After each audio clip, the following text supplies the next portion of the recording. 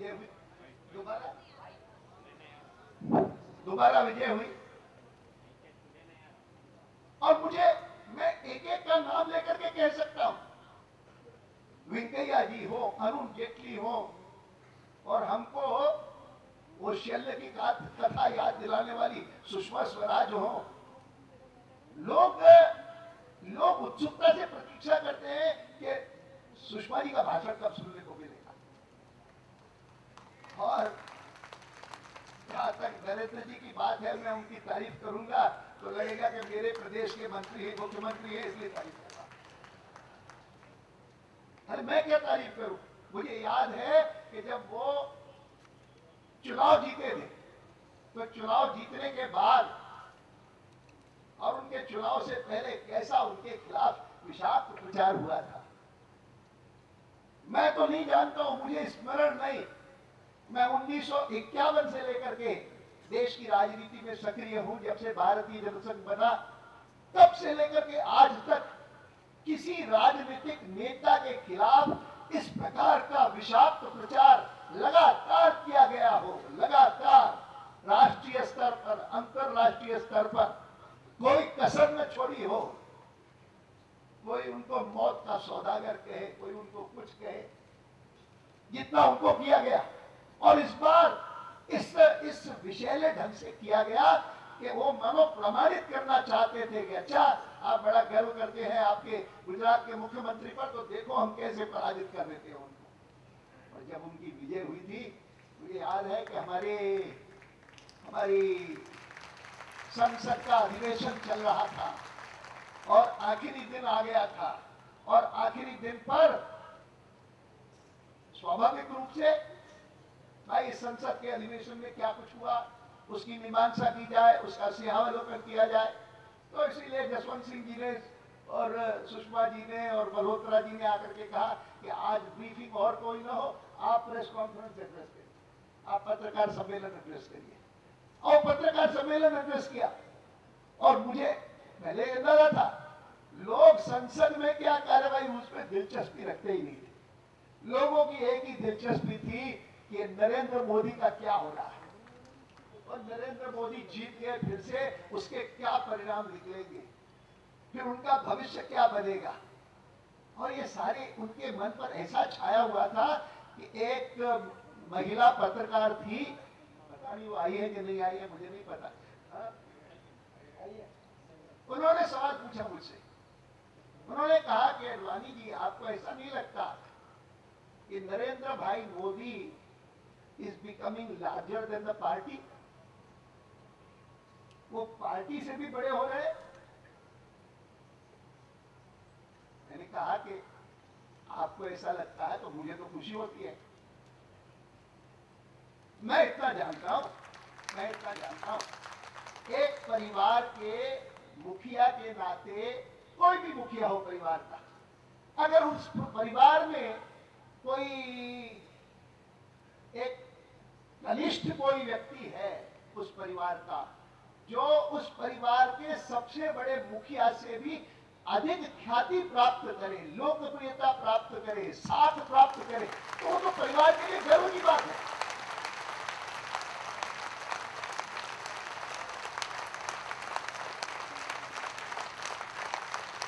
अगर मैं आपको कहना चाहूंगा कि यही बात कभी कभी पहले वाजपेयी जी के लिए लोग कहते थे, और उनके लिए कहते हुए वो वाजपेयी जी की तारीफ करते थे और भारतीय जनता पार्टी की आलोचना करते थे।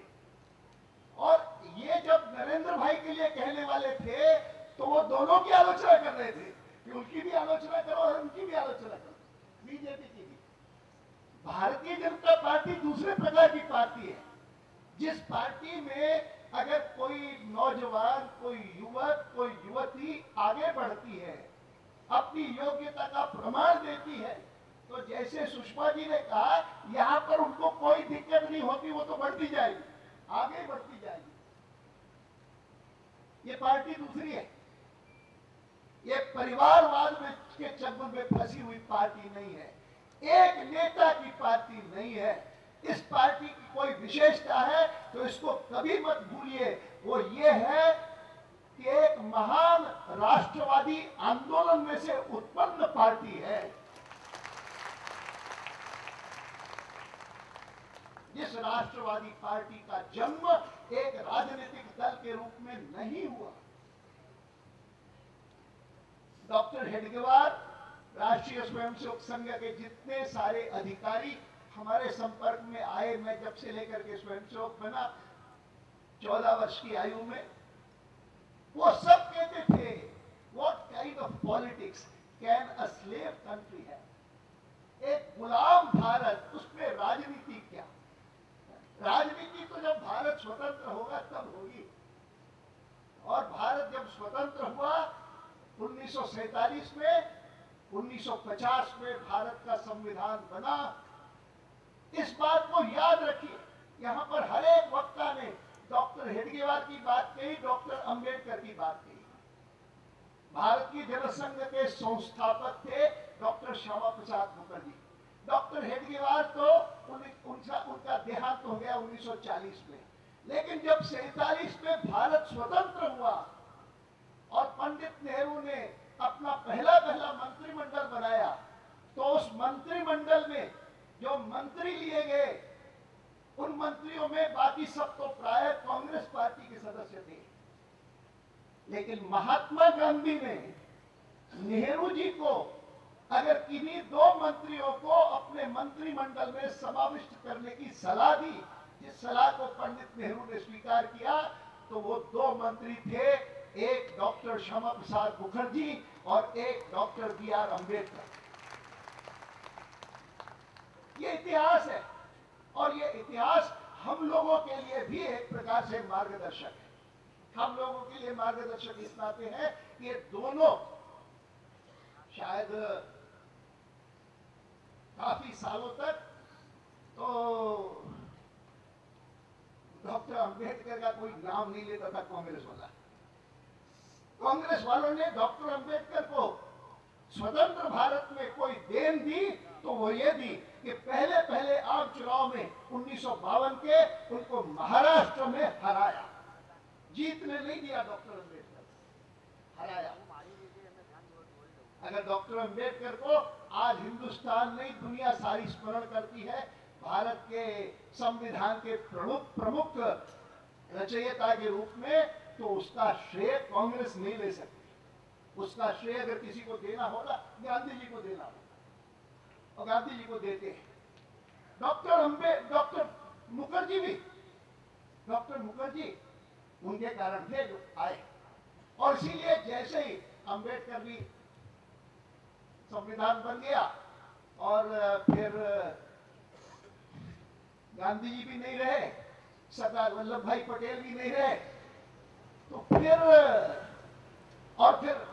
पंडित नेहरू ने जो समझौता कर डाला पाकिस्तान से, जिसके कारण बांग्लादेश में बसे हुए हिंदुओं के ऊपर ऐसे भयंकर अत्याचार होने लगे, और जम्मू कश्मीर के सवाल को लेकर के देश की एकता को खंडित हुए डॉक्टर मुखर्जी ने अपने आंखों से देखा। डॉक्टर मुखर्जी ने तय किया कि अब मैं मंत्रिमंडल में नहीं रह सकता, और मंत्रिमंडल से अलग होकर के और मैं एक नई राजनीतिक दल का निर्माण करूं, जिसकी प्रेरणा का स्रोत विदेश न हो, कोई विदेशी विचारधारा न हो, जिसकी प्रेरणा का स्रोत यहाँ की धरती हो, यहाँ की भूमि हो, यहाँ की संस्कृति हो, यहाँ की मर्यादा हो। और ये सोच करके उन्होंने एक ड्राफ्ट बनाया, और ड्राफ्ट बना करके राष्ट्रीय स्वयंसेवक संघ के तत्कालीन सर संघचालक श्री गुरुजी से मिलने गए कि मैंने ये सोचा है, आप बताइए, आपका मुझे आशीर्वाद चाहिए। इसीलिए मैं कहता हूं कि डॉक्टर हेडगेवार द्वारा आरंभ किया हुआ एक आंदोलन, जिस आंदोलन को किसी अगर 2 शब्दों में अगर मुझे कहना हो तो वो आंदोलन था राष्ट्र सर्वोपरि।